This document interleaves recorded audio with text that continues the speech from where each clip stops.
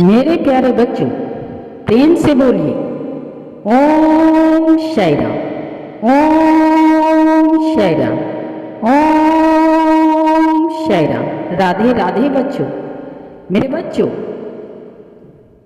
अगर आप साई संदेश चैनल में नए हैं तो चैनल को सब्सक्राइब कर लीजिए ताकि आने वाली वीडियो की नोटिफिकेशन आप तक जल्द से जल्द पहुंच सके। मेरे बच्चों, भागवत गीता जो श्री कृष्ण का है और साई संदेश के जरिए आप भागवत गीता में भाग ले रहे हैं ताकि आपको हर रोज भागवत गीता की नई नई जानकारी आपको मिल सके।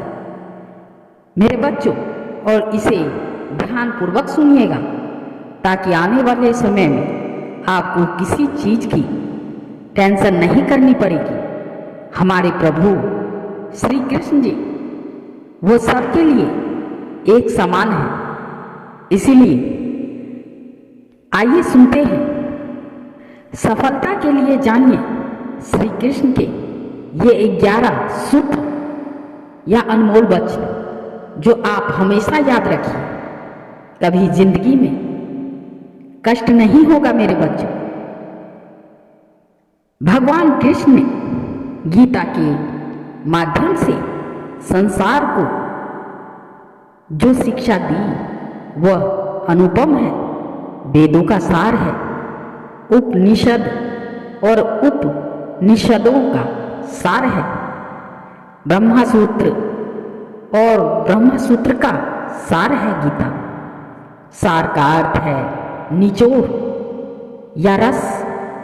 मेरे बच्चों, भागवत गीता में जिस तरीके से सेब का रस हम निचोड़ लेते हैं और वह रस में प्रवृत्ति हो जाता है, इसी प्रकार इसमें भागवत गीता में श्री कृष्ण ने आप औरों के लिए बहुत अच्छा और अनमोल ज्ञान की बातें इसमें बता रखी है। मेरे बच्चों, गीता में उन सभी मार्गों की चर्चा की गई है जिन पर चलकर मोक्ष, बुद्धित्वा, कैवल्य या समाधि प्राप्त की जा सकती है। मेरे बच्चों, दूसरे शब्दों में कहे तो जन्म मरण से छुटकारा पाया जा सकता है। मेरे बच्चों, तीसरे शब्दों में कहे तो खुद के स्वरूप को पहचाना जा सकता है। चौथे शब्दों में कहे तो आत्मज्ञान प्राप्त किया जा सकता है। मेरे बच्चों, और पांचवें शब्दों में कहे तो ईश्वर को प्राप्त किया जा सकता है। आओ जानते हैं भगवान श्री कृष्ण के वो रहस्यमय सूत्र जिन्हें जानकर आपको लगेगा कि सच में यह बिल्कुल ही सच है।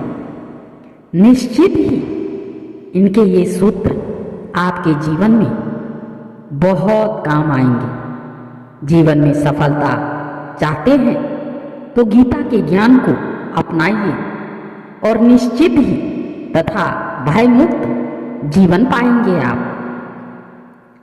पहला सूत्र ये है सफलता। अर्थ है भगवान श्री कृष्ण कहते हैं कि यदि आप लक्ष्य को प्राप्त करने में विफल रहते हैं तो अपनी रणनीति बदलें। लक्ष्य नहीं, इस जीवन में ना कुछ खोता है न व्यर्थ होता है। जो इस लोक में अपने काम की सफलता की कामना रखते हैं वे देवताओं की प्रार्थना अवश्य करें। दूसरा सूत्र ये है प्रसन्नता। श्री कृष्ण कहते हैं कि खुशी मन की एक अवस्था है जो बाहरी दुनिया से नहीं मिल सकती है। खुश रहने के लिए एक ही कुंजी है, इच्छाओं में कमी। मेरे बच्चों, और तीसरा सूत्र ये है आत्मविश्वास। आत्म विनाश या नर्क के ये 3 द्वार हैं मेरे बच्चों, जिसमें है वासना, क्रोध और लोभ। क्रोध से भ्रम पैदा होता है, धर्म से बुद्धि वैगर्य होती है। जब बुद्धि वैगर्य होती है तब तर्क नष्ट हो जाता है। जब तर्क नष्ट हो जाता है तब व्यक्ति का पतन हो जाता है मेरे बच्चों। वह जो सभी इच्छाएं त्याग देता है और मैं और मेरा की लालसा और भावना से मुक्त हो जाता है, उसे शांति प्राप्त होती है मेरे बच्चों। चौथा सूत्र ये है, विश्वास क्या है? मनुष्य अपने विश्वास से निर्मित होता है। जैसे वो विश्वास करता है वैसा वो बन जाता है।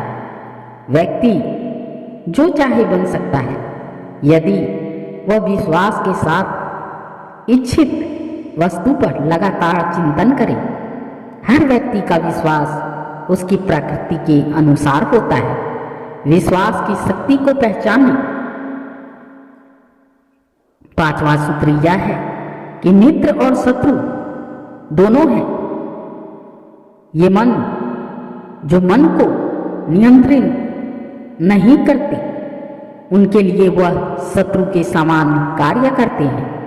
मन की गतिविधियां और गतिविधियों को होश, श्वास और भावनाओं के माध्यम से भगवान की शक्ति सदा तुम्हारे साथ है मेरे बच्चों, और लगातार तुम्हें बस एक साधना की तरह प्रयोग करके सभी कार्य कर रही हो। मन अशांत है और उसे नियंत्रित करना कठिन है, लेकिन अभ्यास से इसे वश में किया जा सकता है। सर्वोच्च शांति पाने के लिए हमें हमारे कर्मों के सभी परिणाम और लगाव को छोड़ देना है। केवल मन ही किसी का मित्र और शत्रु होता है मेरे बच्चों। छठा सूत्र यह है, निर्भीक बनो, उससे मत डरो जो वास्तविक नहीं है, वास्तविक नहीं है, ना कभी था ना कभी होगा। जो वास्तविक है वो हमेशा था और उसे कभी नष्ट नहीं किया जा सकता। प्रबुद्ध व्यक्ति के लिए गंदगी का ढेर, पत्थर और सोना सभी समान है मेरे बच्चों। सातवां सूत्र यह है, संशय ना करो। सदैव संदेह करने वाले व्यक्ति के लिए प्रसन्नता ना इस लोक में है ना ही कहीं और। आत्मज्ञान की तलवार से काटकर अपने हृदय से अज्ञान के संदेह को अलग कर दो। अनुशासित रहो और उठो। संदेह, संशय, दुविधा या द्वंद्व में जीने वाले लोग ना तो इस लोक में सुख पाते हैं और ना ही परलोक में। उनका जीवन निर्णयहीन, दिशाहीन और भटकाव से भरा रहता है मेरे बच्चों। आठवां सूत्र यह है कि आत्मा ना जन्म लेती है और ना ही मरती है। जन्म लेने वाले के लिए मृत्यु उतनी ही निश्चित है जितनी कि मृत होने वालों के लिए जन्म लेना। इसीलिए जो अपरिहार्य है उस पर शोक मत करो। ना कोई मरता है और ना ही कोई मरता है, सभी निमित्त मात्र है। सभी प्राणी जन्म से पहले बिना शरीर के थे, मरने के उपरांत वे बिना शरीर वालों और बिना शरीर वाले हो जाएंगे। यह तो बीच में ही शरीर वाले देख जाते हैं, यहाँ देखे जाते हैं, फिर इनका शोक क्यों करते हो? यह आत्मा किसी काल में भी ना जन्मती है और ना मरती है, अथवा यह आत्मा हो करके भी फिर होने वाली है, क्योंकि यह अजन्मी, नित्य, स्वास्थ्य और पुरातन है। शरीर के नाश होने पर भी यह नष्ट नहीं होती। कभी ऐसा समय नहीं था जब मैं, तुम या ये राजा महाराजा अस्तित्व में नहीं थे, ना ही भविष्य में कभी ऐसा होगा कि हमारा अस्तित्व समाप्त हो जाए। हे अर्जुन, हम दोनों ने कई जन्म लिए हैं, मुझे याद है, लेकिन तुम्हें नहीं। 9वां सूत्र अमृत का है, कर्मवान बनो। निसंदेह कोई भी मनुष्य किसी भी काल में क्षण मात्र भी बिना कर्म किए नहीं रहता, क्योंकि सारा मनुष्य समुदाय प्रकृति जनित गुणों द्वारा परवश हुआ कर्म करने के लिए बाध्य किया जाता है। अपने अनिवार्य कार्य करो, क्योंकि वास्तव में कार्य करना निशिकता से बेहतर है। ज्ञानी व्यक्ति को कर्म के प्रति फल की अपेक्षा कर रहे अज्ञानी व्यक्ति के दिमाग को स्थिर नहीं करना चाहिए। और प्रकृति कर्म बहुत तनाव पैदा करता है। किसी और का काम पूर्णता से करने से कहीं अच्छा है कि अपना काम करे, भले ही उसे अपूर्णता से करना पड़े। बुद्धिमान व्यक्ति कामुक सुख में आनंद नहीं लेता। कर्म योग वास्तव में एक परम रहस्य है मेरे बच्चों। 10वां अमृत सूत्र यह है, जो मेरे साथ है मैं उनके साथ हूं। संपूर्ण ब्रह्मांड में ही अंदर है, संपूर्ण ब्रह्मांड मेरे ही अंदर है। मेरी इच्छा से ही यह फिर से प्रकट होता है और अंत में मेरी इच्छा से ही इसका अंत हो जाता है। मेरे लिए न कोई घृणित है न प्रिय, किंतु जो व्यक्ति भक्ति के साथ मेरी पूजा करते हैं वो मेरे साथ हैं और मैं भी उनके साथ हूँ। बुरे कर्म करने वाले सबसे नीचे व्यक्ति जो राक्षसी प्रवृत्ति से जुड़े हुए हैं और जिनकी बुद्धि माया ने हर ली है, वो मेरी पूजा या मुझे पाने का प्रयास नहीं करते हैं। मेरे बच्चों, श्री कृष्ण कहते हैं, हे अर्जुन, कल्पों के अंत में सब भूत मेरी प्रकृति हे अर्जुन, कल्पों के अंत में सब भूत मेरी प्रकृति को प्राप्त होते हैं, अर्थात प्रकृति में लीन होते हैं और कल्पों के आदि में उनको मैं फिर रचता हूँ। मैं उन्हें ज्ञान देता हूँ जो सदा मुझसे जुड़े रहते हैं और जो मुझे प्रेम करते हैं।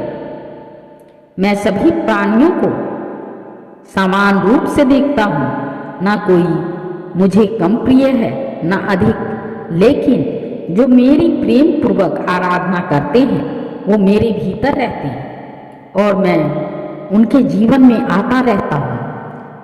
मेरी कृपा से कोई सभी कर्तव्यों का निर्वाह करते हुए भी बस मेरी शरण में आकर अंत अविनाशी निवास को प्राप्त करता है। हे अर्जुन, केवल भाग्यशाली योद्धा ही ऐसा युद्ध लड़ने का अवसर पाते हैं जो स्वर्ग के द्वार के समान है। मेरे बच्चों, 11वां अमृत सूत्र यह है ईश्वर के बारे में। भगवान प्रत्येक वस्तु में है और सबके ऊपर भी। प्रभु बुद्धा व्यक्ति सिवाय ईश्वर की किसी और पर निर्भर नहीं करता। सभी काम छोड़कर बस भगवान में पूर्ण रूप से समर्पित हो जाओ। मैं तुम्हें सभी पापों से मुक्त कर दूंगा। मेरे बच्चों, शोक मत करो। जो कोई भी जिस किसी भी देवता की पूजा विश्वास के साथ करने की इच्छा रखता है, मैं उसका विश्वास उसी देवता में दृढ़ कर देता हूँ। हे अर्जुन, मैं भूत, वर्तमान और भविष्य की सभी प्राणियों को जानता हूँ, किंतु वास्तविकता में कोई मुझे नहीं जानता। ईश्वर एक